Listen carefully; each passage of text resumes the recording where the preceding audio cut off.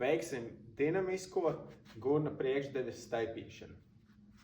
Ieņemam sākuma pozu izklupiens, celis gurns, plecs taisnā līnijā un sākam ar augšdaļas virzīšanu uz priekšu, līdz jūtam stiepšanās sajūtu šeit priekšā. Noturam pozu, stiepšanās pozu 1 sekundi, atgriežamies sākuma pozā.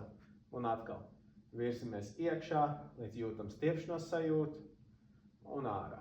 Un šādi mēs to daram atkārtoti, vairākas reizes. Un atceramies, ka mēs neliecamies uz priekšu ar visu ķermeni.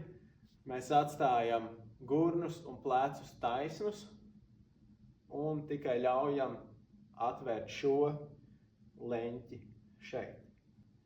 Tieši tāpatās arī uz otru pusi.